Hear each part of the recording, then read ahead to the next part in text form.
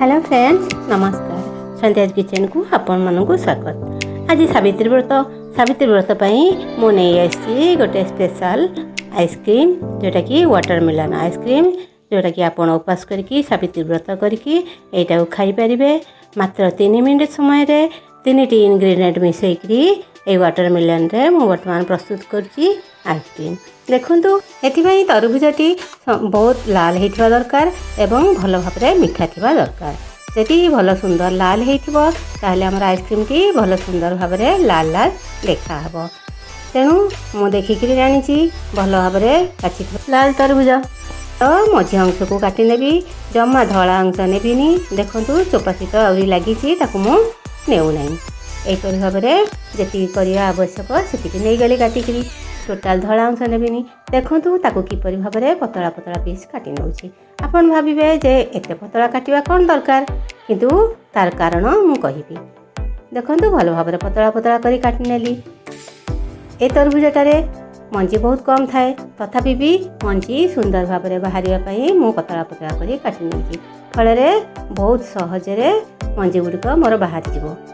देखंतु टोटाल मंजिया को नेबिनी, कारण मु आकू जमा स्टेनर रे छाणीबिनी। देखंतु भल भाबरे मंजी गुडिक सब जांक देखिकरी एई भाबरे बाछि नेबे। टोटाल मंजी रखिबेनी।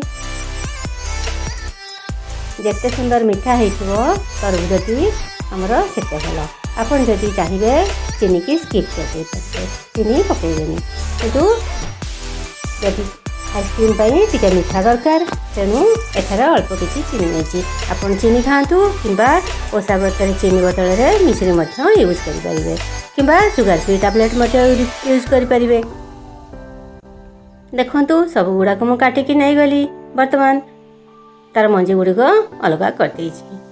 वर्तमान गोटे ग्राइंडर जार नहीं से गुड़िक सब नहीं जीवी।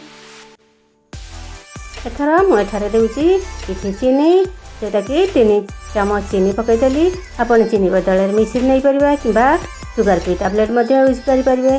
देखंतु गोटे पिंच लूण मु एठारे नेछि। ए लूणटा होछि रॉक सल्ट। आपण रॉक सल्ट ओसा बार रे खाउछंती, तेणु रॉक सल्ट यूज करिवे।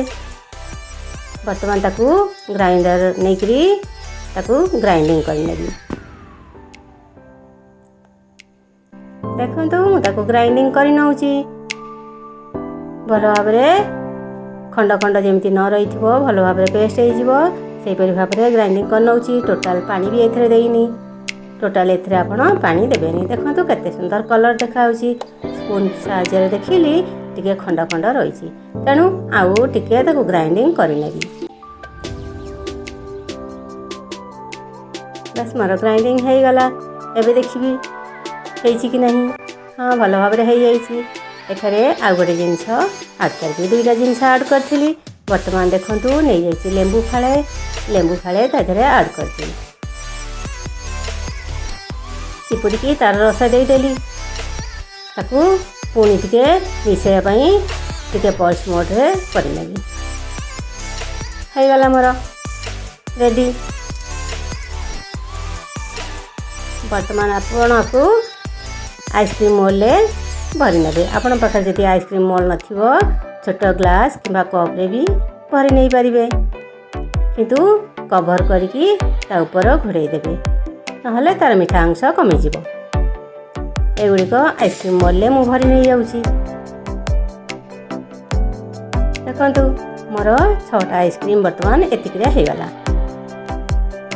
ताकू वर्तमान कवर दे देकरी डीप फ्रीज रे रखि देबी ओवरनाइट पई।